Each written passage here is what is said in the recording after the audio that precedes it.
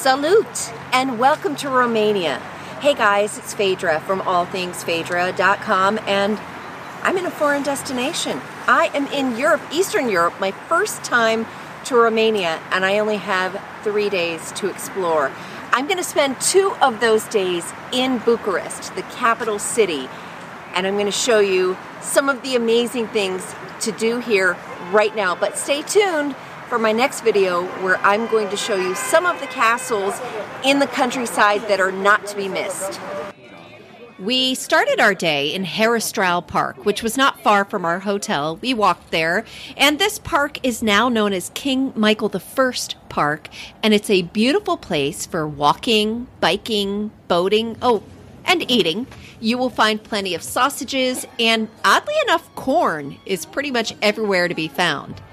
We stumbled across the National Village Museum, which is a must-see attraction listed for Bucharest. And here you can find old village homes, and you can actually glimpse inside at what village life was like. These are from all over the country, but it's also a great place to experience traditional and authentic Romanian culture. Oh, and get one of these little pastry things. I don't know what they're called, but they are delicious and really cheap too. Oh, and don't forget to stop and pet the cats. They are everywhere, and they're so sweet.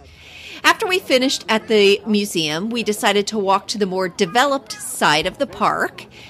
It's a beautiful walk this time of year. It was October, and we stumbled across the Pumpkin Festival. Now, Halloween's not big there, but they did have some decorations for the kids, lots of food trucks, but we decided to hop on the metro and head to Old Town for our food. Welcome to Old Town Bucharest, or as the Romanians say, the newest old town around. So apparently this all used to be regular roads, and the people of Bucharest decided that there needed to be a hub of activity. So they created this area, made it pedestrian only, added cobblestones, and now it's a great place to walk around, shops, restaurants, bars, cafes, and that's what we're checking out now. If you feel overwhelmed when you get there and you don't know where to eat, don't worry. There's always somebody outside one of the cafes trying to drag you in for something to eat, or you can just take a look at street life. We actually visited some hidden gems. This is called Villa Cross Passage. It's a hidden away passage between 2 different blocks. We also came across PuraVida Sky Bar, part of a hostel. And when we climbed up the 5 flights of stairs, this is what we found. Yep, it looks like they're closed for renovation. I hope they do reopen because we did get a glimpse of some of the views. And finally, we stopped over to Carteresti Carusel, a huge bookstore. It's got multiple levels, 4, 5, I don't know what, but we visited them all. There's a cute little cafe up top where we grabbed some lemonade. And pro tip, there are bathrooms up there, and there's some in the basement.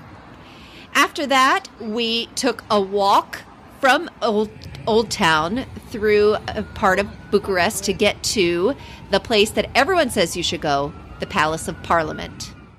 When you visit Bucharest, I'm told the one place you have to see is this place right here. This is called Palace of Parliament, and it is the 2nd largest building in the world, or so I'm told. This was originally commissioned by Nicolae Ceausescu, the now deceased dictator, and it is supposed to be incredibly huge and ornate inside, made of granite, made of marble. In fact, this is the heaviest building in the world, and it is slowly sinking 6 millimeters per year. We're going to go inside for a special tour. You do have to book your tour in advance, but we've got that arranged through Viator Tours, and we're going to go see what we can see. Okay, so before you go, you should know that you have to have an arranged tour, whether you do it directly with them or with a tour company, and you must bring your passports. Now, I have no idea who this guy is, but this was the entryway where they had busts of kings. We toured just a few of the rooms, and this was one, if I remember correctly, they said the chandelier alone weighed 50 tons. Now, this was meant to be a grand entryway for Ceausescu to walk down the stairs and greet heads of state. And one thing you'll notice is almost all of the meeting rooms are done in neutral colors, so as not to offend any particular country. What's pretty remarkable to remember when you look at this is it was started in 1984 by the communist dictator Nicolae Ceausescu and wasn't completed until long after his death. But this is how ornate it was under the communist regime. Now, this ballroom, they say it takes 50 people to unroll that rug, and it has only been used privately for the wedding reception of Nadia Comaneci and Bart Conner in 1996. Now, this is a theater that doesn't look that spectacular, but when you walk through, you get to a balcony and you get these beautiful views where Ceausescu envisioned this being like the Champs-Élysées of Romania. Now, after we finished the tour, we went to a place right across the street called Izvor Park, just expecting to walk through it, and we stumbled across, get ready, the best playground I've ever seen. I mean, this looked like so much fun that we actually played on the playground, and we got some pretty strange looks from some of the adults, but I don't care because we had fun. I mean, they have a standing seesaw, a sitting seesaw, and some weird swing things. They should make these for adults. Now, when we finished up at the park, we walked back through Old Town where we finished our evening and we took an Uber back to our hotel. That just gives you a little bit of a taste of Bucharest, or as the locals say it, Bucharest. I've only seen a small part of it. I'm going to be heading into the Romanian countryside to see all of the castles.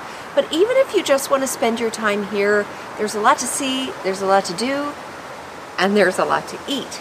So thanks for joining me for this bit of my Romanian adventure, and I'll see you next time.